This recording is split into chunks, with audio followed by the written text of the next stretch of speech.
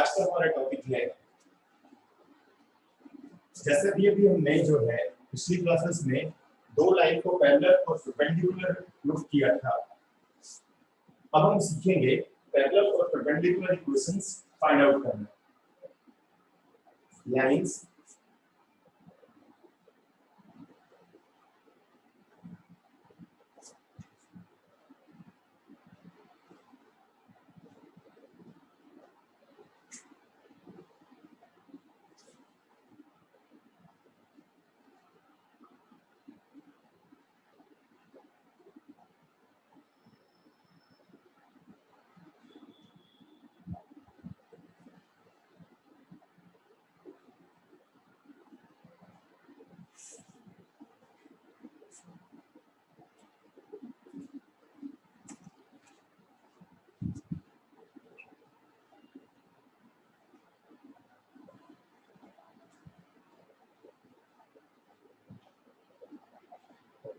हमारा आज का टॉपिक है parallel and perpendicular to a given line.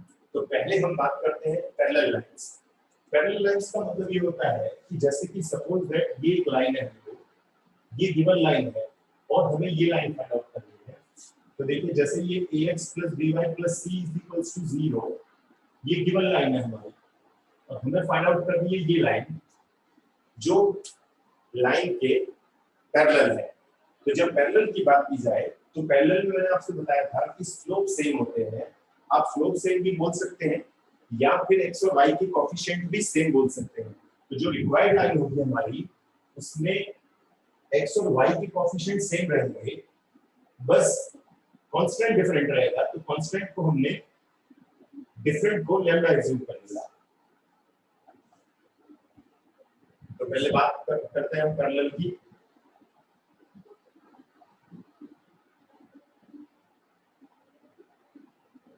Parallel line क्या है? जैसे फॉर एग्जांपल गिवन लाइन जो है, given line is ax + by + c = 0 is equation 1. Let the required line parallel to given line is ax + by, c की जगह आप lambda late कर लेंगे और इसे इक्वेशन सेकंड मान लेंगे। अब बात करते हैं परपेंडिकुलर की।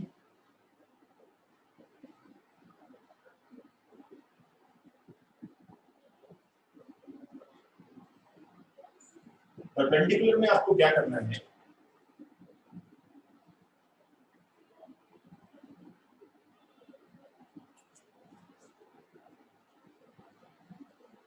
given line is ax + by + c = 0.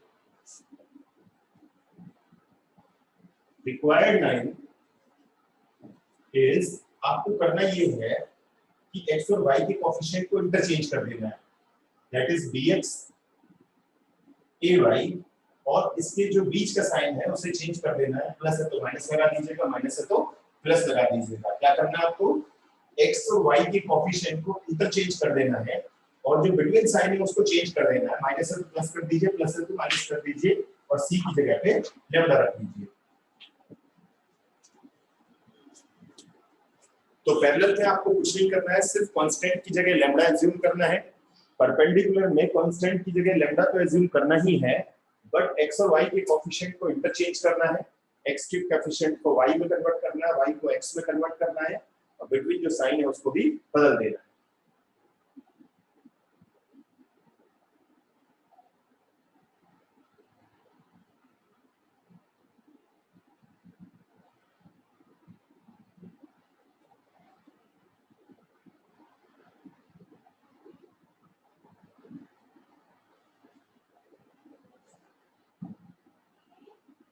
तो हमें ये पॉइंट याद रखना है। तो अब हम एक एग्जांपल सॉल्व करेंगे तो बेटर हम समझ पाएंगे।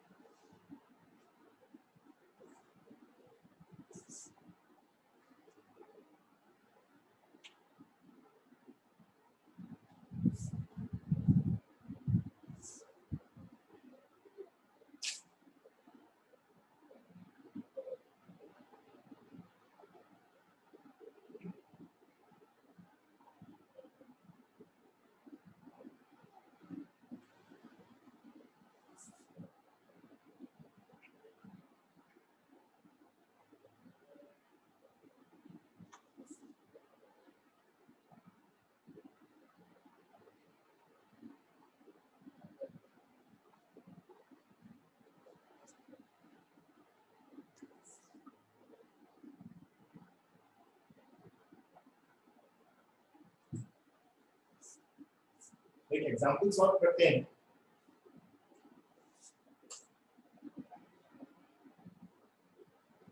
Find the equation of the line which is parallel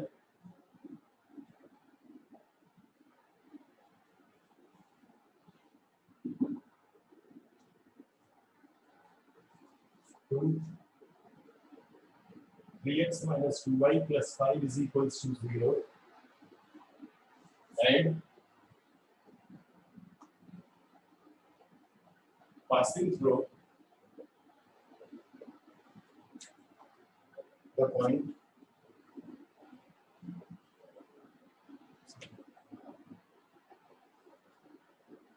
five and minus 6.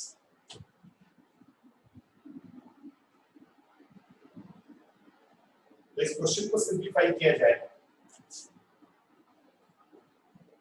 अब लेट कर लेते हैं, let the required line which is parallel to the line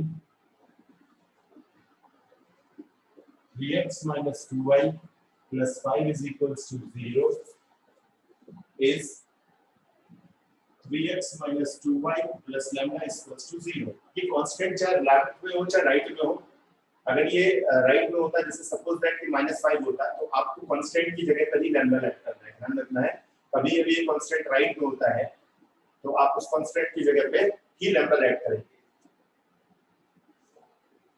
अब गिवन इक्वेशन जो है ये बोल रहा है पासिंग थ्रू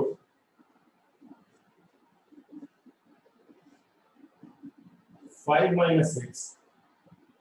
तो जब पासिंग की बात की जाए तो x की जगह पे 5 रखना है,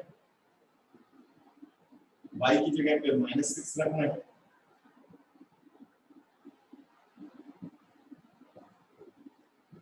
मींस लैम्डा की वैल्यू जो है हमारी आती है -27।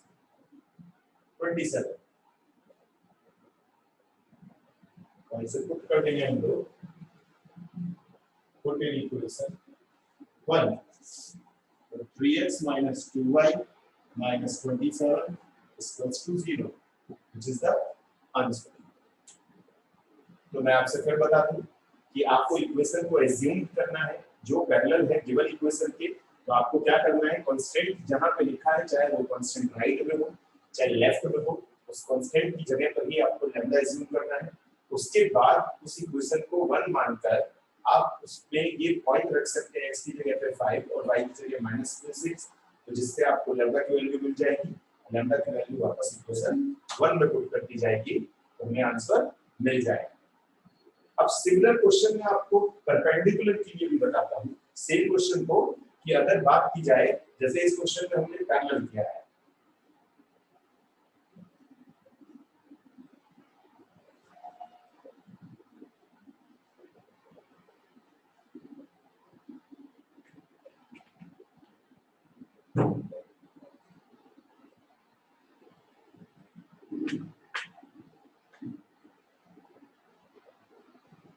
तो अगर सिमिलर क्वेश्चन जो है परपेंडिकुलर के लिए बोला जाए, तो जैसे मैं इस पैरेलल को हटाकर यहां पर परपेंडिकुलर लिख देता हूं, then what will be the change क्या होगा,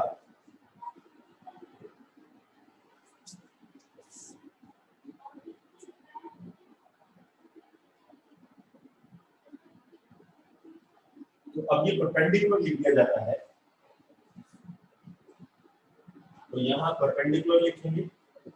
तो क्या करना है आपको, मैंने आपसे बताया था कि x का जो कोफिशिएंट है वो y में कन्वर्ट हो जाएगा और जो y का कोफिशिएंट है वो x में कन्वर्ट हो जाएगा। तो क्या होगा, 2x, बीच का साइन चेंज हो जाएगा और कांस्टेंट की जगह पे लैम्डा रख दिया जाएगा।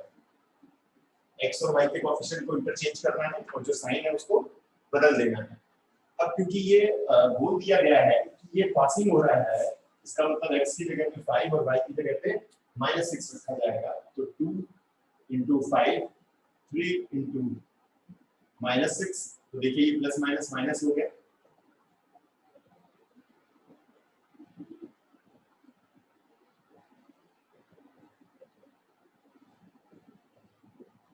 इससे जो है लैम्डा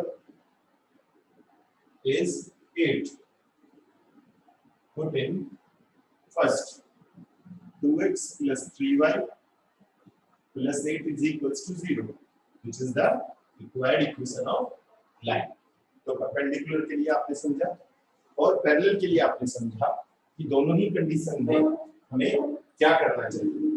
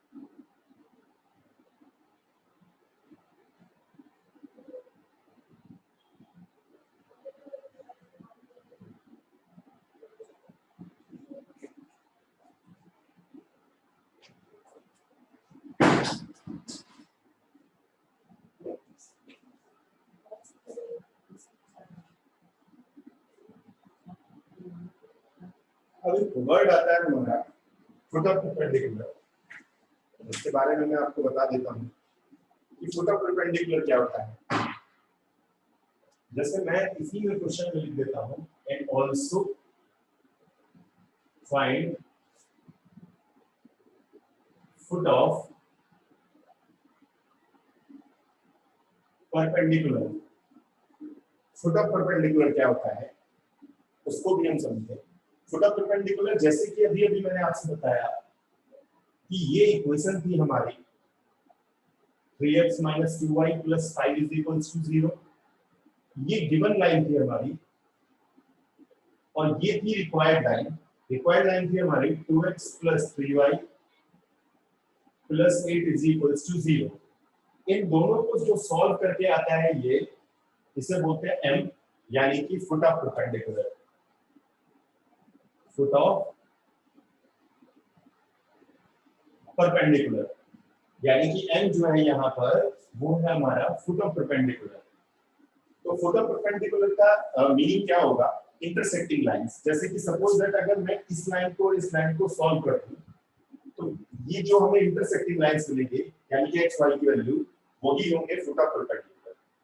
तो जैसे कि मैंने जो है पहले इक्वेशन जो गिवन है और अगर इन दोनों को सॉल्व कर दिया जाए तो मैंने बताया फुट ऑफ परपेंडिकुलर आ जाता है। तो क्या करना होगा हमें? सॉल्व जो गिवन लाइन है हमको 2x + 3y + 5 = 0, सॉरी 8 = 0।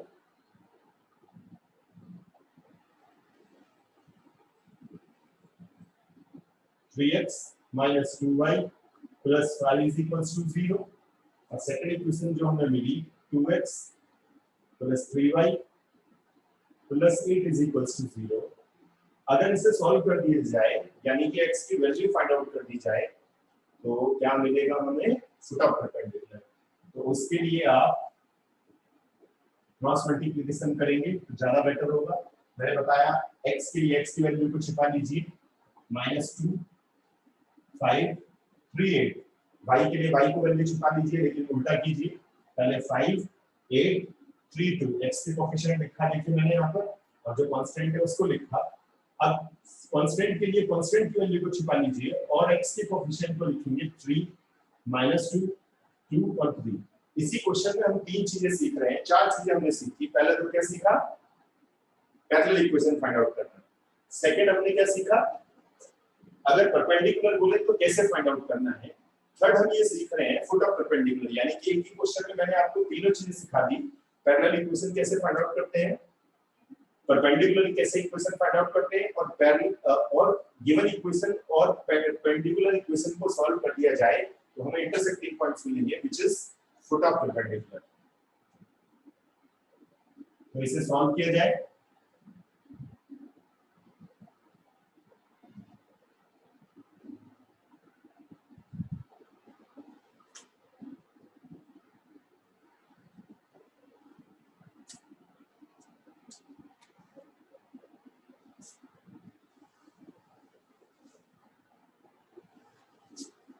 दोनों इक्वेशन को सॉल्व कर दिया जाए।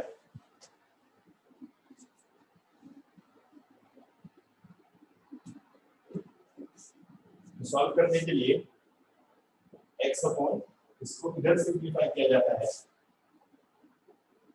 -16 -15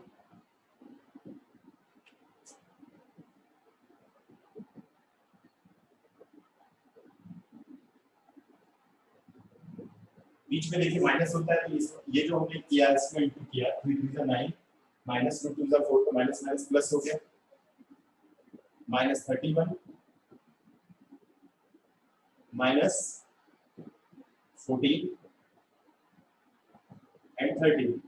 एक बार x upon -31 is equals to 1 upon 30 and second time is x की वैल्यू फाइंड आउट करेंगे आप लोग 31 अपॉन 30 और y की वैल्यू फाइंड आउट करेंगे -14 अपॉन 30। तो ये जो x और y आया हमारा -31 अपॉन 30 -14 अपॉन 30, यही हमारा क्या बना, फुट ऑफ परपेंडिकुलर। तो पहले परपेंडिकुलर इक्वेशन फाइंड आउट करनी है और उसे सॉल्व कर दिया जाए। फिर से मैं आपको बताता हूँ कि सबसे पहले हमने परपेंडिकुलर इक्वेशन फाइंड आउट करी, ये इक्वेशन गिवन थी, हमने ये इक्वेशन फाइंड आउट की परपेंडिकुलर इक्वेशन जैसे कि ये क्वेश्चन लिखा हुआ है।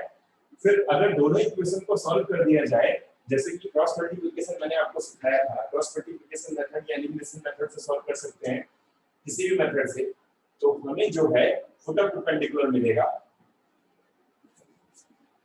This is the required coordinates of point, यानी कि पॉइंट जो हमारा वो है फुट ऑफ परपेंडिकुलर।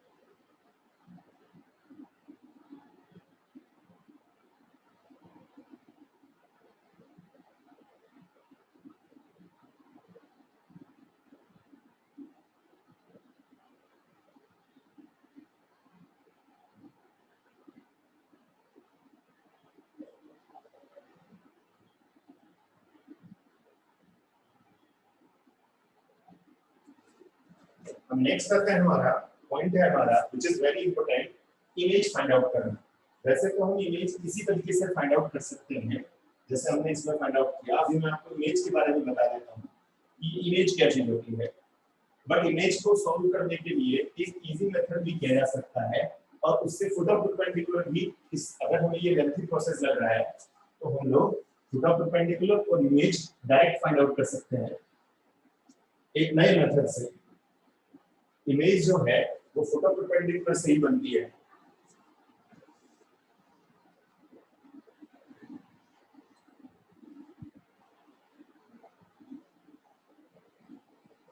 ये इमेज क्या वर्ड है? इमेज का मतलब ये होता है एक तरीके से जैसे कि शेडो, यानी कि कोई एक पॉइंट है उसकी शेडो क्या बनेगी, यानी कि उसकी इमेज क्या होगी।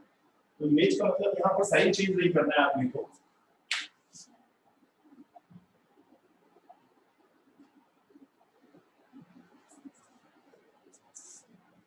इमेज के बारे में हम लोग पढ़ लेते हैं। जैसे कि सपोज दैट ये एक लाइन है हमारी और ये पॉइंट है हमारा, एक तरीके से ये इसकी इमेज लाइन है। इमेज लाइन मतलब परपेंडिकुलर लाइन है। तो ये जो पॉइंट है हमारा उसकी इमेज यहाँ बनेगी। तो जैसे कि हमारी एक लाइन है एबी और ये एम इसका फुट ऑफ परपेंडिकुलर है, ये हमारी ये होगी हमारी इमेज। ये जो इमेज है हमारी और ये जो है हमारा पी, यानी कि जो पॉइंट है हमारा वो एम जो है वो बी और पी डैश का मिड पॉइंट होगा, यानी कि एम जो है वो क्या होगा, पी और पी डैश का मिड पॉइंट होगा। तो अगर हम लोग जो है मिड पॉइंट फाइंड आउट कर लेते हैं तो फुट ऑफ परपेंडिकुलर मिल जाएगा और पी डैश क्या मिलेगा हमको, इमेज मिल जाएगी। तो ये क्वेश्चन हम लोग सॉल्व करेंगे।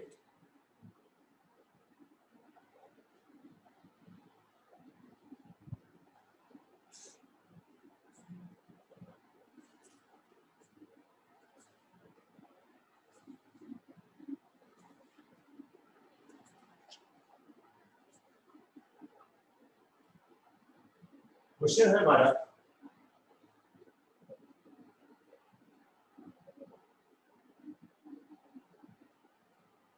find the image of the point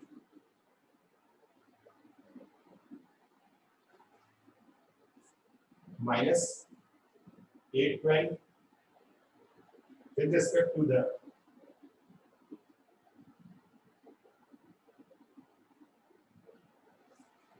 line mirror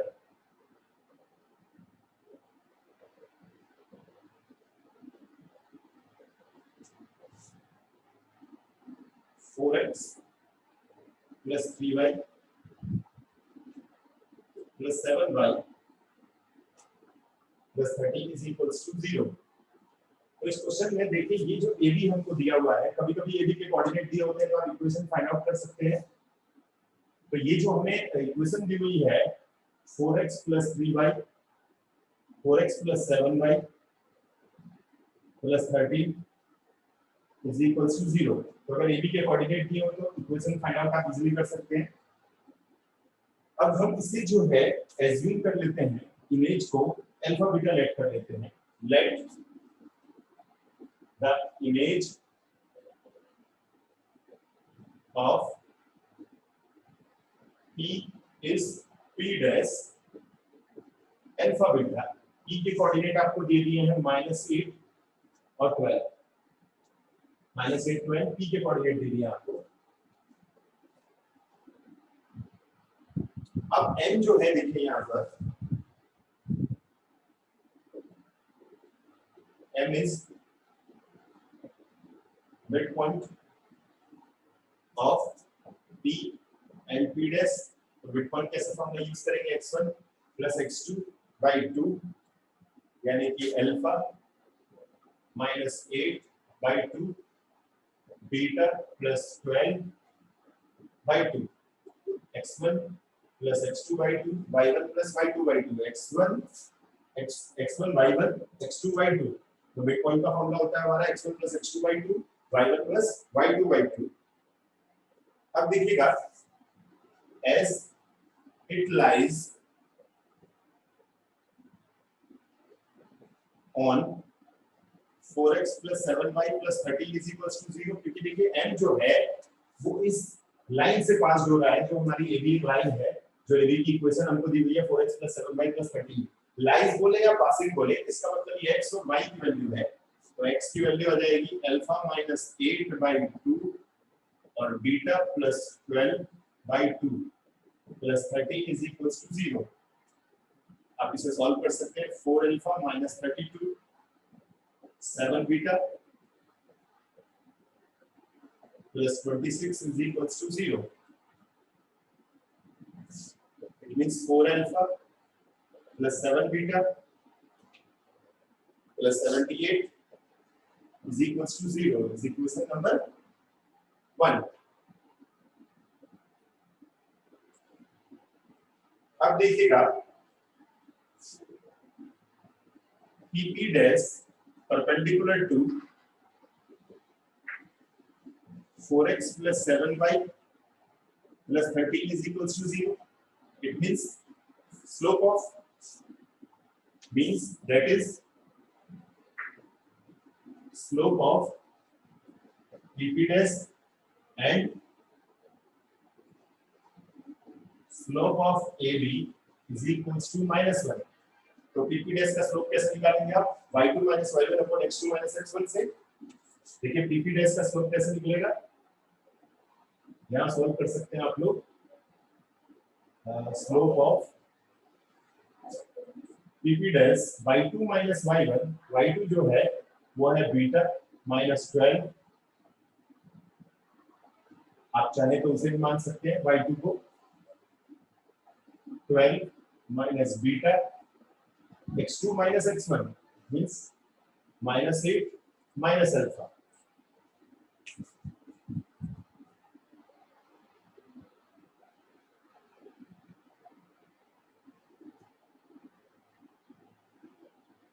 और इक्वेशन का स्लोप आ जाएगा हमारा, दैट इज इसका आ जाएगा -4/7 और इसका स्लोप आएगा 12 माइनस बीटा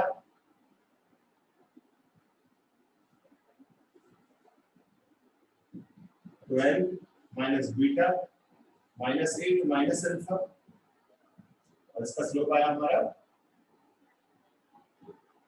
-4/7 इक्वल्स टू -1। इसको सिंपलीफाई करें आप लोग तो ये आ जाएगा 7 alpha -4 beta plus 104 is equals to 0 is equation second. Solve करें फर्स्ट एंड सेकंड, जो x y की वैल्यू निकालते थे हम अल्फा बीटा की वैल्यू निकालेंगे। सॉल्व करेंगे फर्स्ट और सेकंड, तो अल्फा आ जाएगा हमारे पास -16 और बीटा आ जाएगा हमारे पास -2। That is alpha beta is -8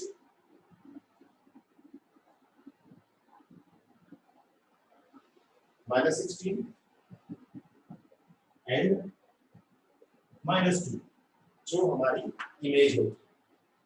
हमारी इमेज क्या आ जाएगी? -16 -2, यानी कि -12 की इमेज जो आ गई वो आ गई -16 -2। साइन चेंज नहीं होता, इमेज का मतलब यहाँ पर क्या है, हम इसकी एक्चुअल वैल्यू फाइंड आउट करने हैं। जो ये लाइन मिरर है उसके विपरीत रिफ्लेक्स हमने जो है इमेज फाइंड आउट की है। एक पॉइंट और मैं आपको बता दूं कि अगर ये अल्फा और बीटा की वैल्यू यहाँ पुट की जाए, कहां पर? मिड पॉइंट में, ये जो हमारा है m में अगर पुट कर दिया जाए तो हमारा क्या बन जाएगा? Foot of perpendicular. यहाँ मैं आपको सॉल्व कर देता हूँ, नोट कर देता हूँ मैं नोट। ये तो इमेज हमने फाइंड आउट की है। नोट हमारा ये होगा कि अगर आपको फुट ऑफ परपेंडिकुलर भी फाइंड आउट करना है तो इस तरीके से भी किया जाता है। Put alpha is equals to -16, beta is equals to -2 in m जो है अल्फा -8/2 बीटा +12/2। ये n जो है हमारा वो होगा फुट ऑफ परपेंडिकुलर, यानी कि -16 -8/2 बीटा इज -2 +12/2, दैट इज ये आ जाएगा 24/2 यानी कि -12 यानी कि 5। तो फुट ऑफ परपेंडिकुलर -12 एंड 5 आ गया, यानी कि foot of perpendicular find out करने का ये एक तरीका और है, नया तरीका। आप इससे फुट ऑफ परपेंडिकुलर भी फाइंड आउट कर सकते हैं।